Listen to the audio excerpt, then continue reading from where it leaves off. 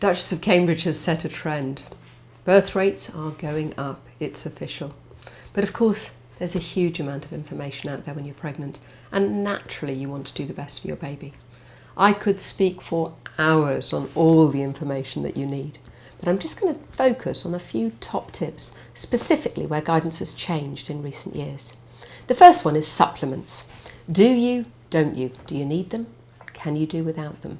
Well, there are a couple of supplements that we do recommend you definitely need while you're pregnant. The first is folic acid. We know that you can reduce your chance of having a baby affected by spina bifida, which is a problem with the spinal cord, by up to 3/4 by taking folic acid at 400 micrograms a day from before you start trying to get pregnant until you're about 3 months pregnant. By that stage, you should be fine because the baby's spinal cord is already formed.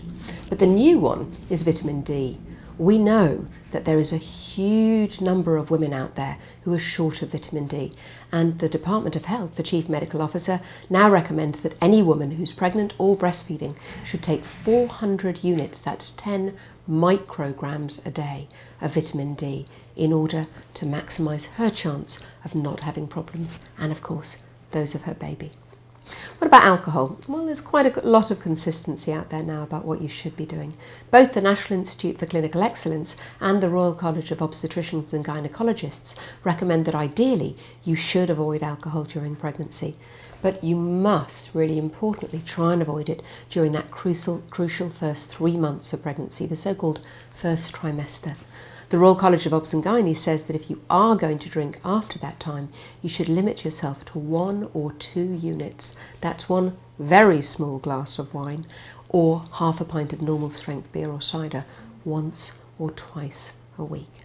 Well, another area that's changed in recent years is caffeine. We now recommend that you shouldn't be having more than about 200 milligrams a day of caffeine. A mug of instant coffee's got about 100 milligrams, and a mug of brewed coffee's got about 100 to 140 milligrams.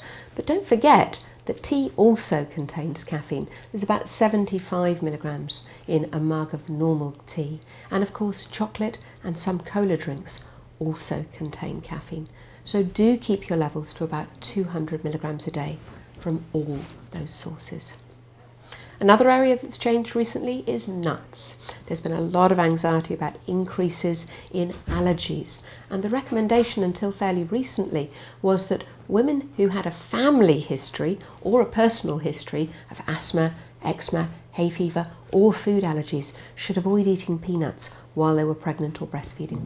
That is no longer the case. The evidence is that it's perfectly safe and that it won't increase your chances of having a baby who is affected by allergies. The last one I'm going to mention, just very briefly, is eggs. Interestingly, although some babies are allergic to eggs, actually they tend to grow out of it, and there's no reason why, if you don't have a past history of allergy to eggs, you shouldn't eat them during pregnancy.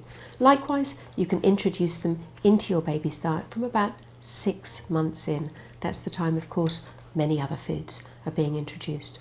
Do look out for any signs of allergy, but on the whole, it's a great source of nutrition. They're high in protein, they're good for you, and for the vast majority, given that they're now all immunised and the risk of salmonella is minimally low, they're a lot safer than some of the other things you can do in pregnancy.